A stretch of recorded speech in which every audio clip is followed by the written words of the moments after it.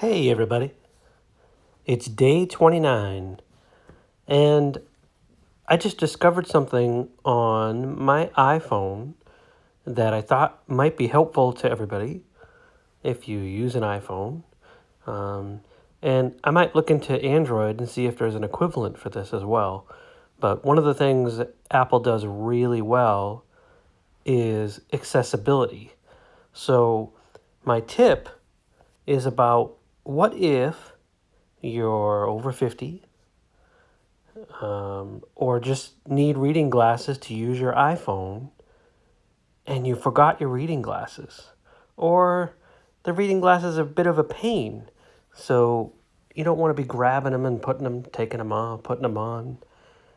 Well, there are multiple ways of handling this, and let's go over a couple. So the first thing we'll do is teach you how to use the phone to get to settings. So you can see the little settings icon on my screen, the little gear. It says settings underneath. If that's not showing on your phone because it's buried deep into one of the folders, helpful tip is to pull down. So you put your finger down and pull down on the screen, type in SETT, and you'll see that settings comes up in the search results. So we want to be able to use our phone without grabbing our reading glasses.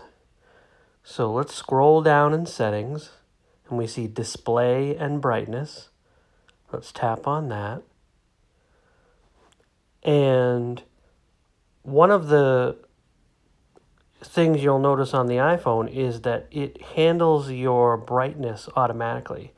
And I find that I actually can see the phone better than I think, but the brightness isn't high enough. So you've got this little slider in settings to go up and down. The true tone, which is on, if I turn it off, you'll see that the color changes. I find that the true tone actually helps you see the text on the phone a lot better because it adjusts to the ambience in the room. But there's another way that you can adjust this slider as well without coming into settings. If you put your finger on the top right of the phone and pull down, you'll see these little widgets. If you can slide up and down and put the brightness up. Now that does eat your battery to put it up, so don't leave it up for too long. But that really can help me sometimes where I think I'm not seeing well and I can't read the text on the phone. It's actually that the brightness was brought down. But if you scroll down further, you'll see a couple of options. You'll see text size and bold text. Now, let's check out bold text first. And what that's going to do is tell the apps, and you get when you tap it to turn it on, you get a little warning that says applying this setting will restart your phone. Okay, now I'm not going to do that now because it'll interrupt the recording. But if you hit that, you'll notice that the text, the smaller text especially, and the medium text gets bold. And that can help some people. But let's do the text size, which is right above. We'll tap text size. And you get a little slider at the bottom and some sample text at the top. And you move it to the right, and boom, it brings the text up. Now, if you go too high, the text in the apps is going to look somewhat funny. So try to, be as conservative as possible on that and bring that up. But that's a really quick way for you to get your text bigger. So I'm going to put it back down to the default setting there. And I'm going to go back. And I'm going to go back to settings one more time. And we're going to go into an area that is overrated, or not overrated, that is overlooked or underrated. So if we scroll down in settings, we see general. And about halfway down in the screen, we see accessibility. Let's tap that. Now, there are so many options in here. You get the bold text option again, and if I tap that, it's going to give me that same little warning saying it'll reboot the phone. You have increased contrast. Let's try that. So let's reduce transparency. That might help some people.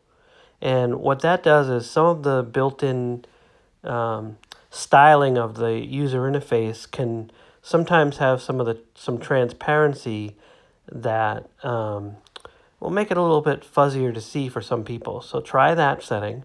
And then you've got darken colors, which makes things a lot deeper. You can just turn that on. Okay. Reduce motion can also help. And I sometimes have that set. And you really want to try reduce motion and see if you like it better without the reduced motion or with it. And for some people, the phone will feel faster, and reduce the motion itself and some of the animations, like when you slide things open. When you reduce motion, some people actually prefer that setting. So try that. And you see autoplay message effects.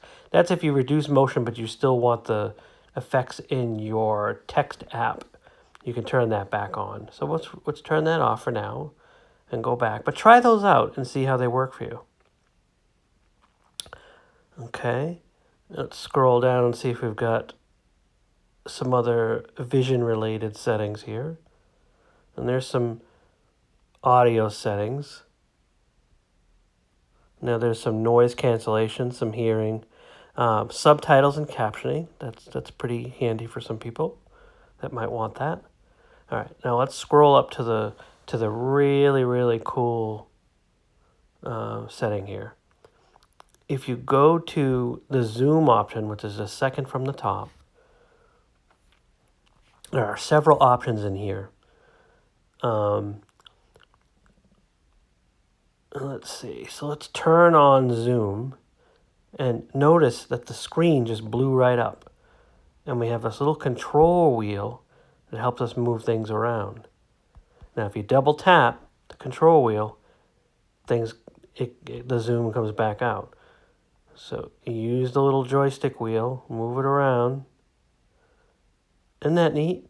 And double tap to get rid of it. Now, if you've got iPhone X or 10, whichever you want to call it, or I believe 8 and 7 also have this ability for if you look at let's zoom to the instructions at the top of the screen here. I'll double tap and let's scroll up here and let's look. It gives us instructions. Double tap 3 fingers to zoom. Drag 3 fingers to move around the screen.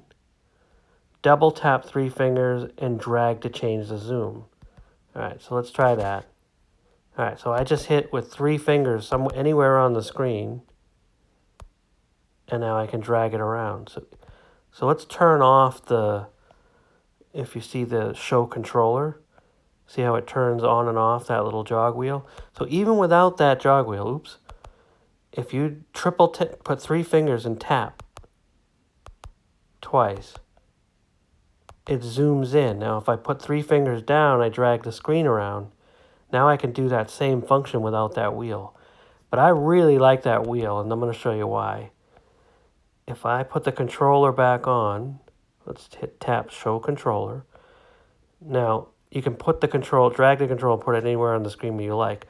But like I was saying, if you hold down and press on that controller, keep your finger down on it and drag around, you can grab the text. You can actually really zoom into the text that you want. So see where it says the zoom controller allows you quick access to. Tap once to show the zoom menu. Double tap to zoom in and out. And when zoomed in, drag to pan to zoom. And then 3D touch to do a peek zoom. So that's what I'm doing now. So it only holds a zoom until I lift my finger.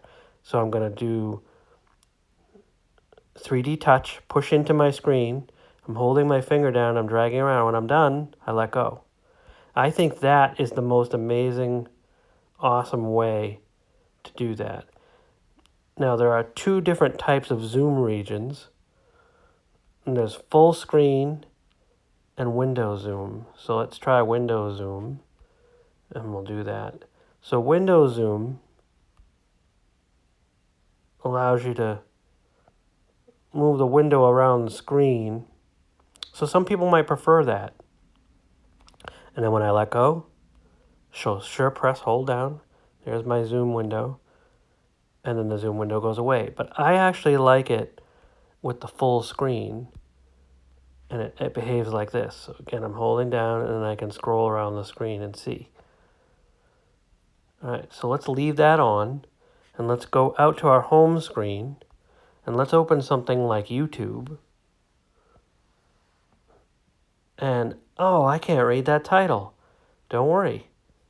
Just sure press down, and boom, you're in there. And now I'm reading without my glasses. And I can say, oh, great. Oh, I want to see the title of Dave's video. Gibson Les Paul Has the Blues. Posted 3 days ago. Isn't that great? That's fantastic. Now,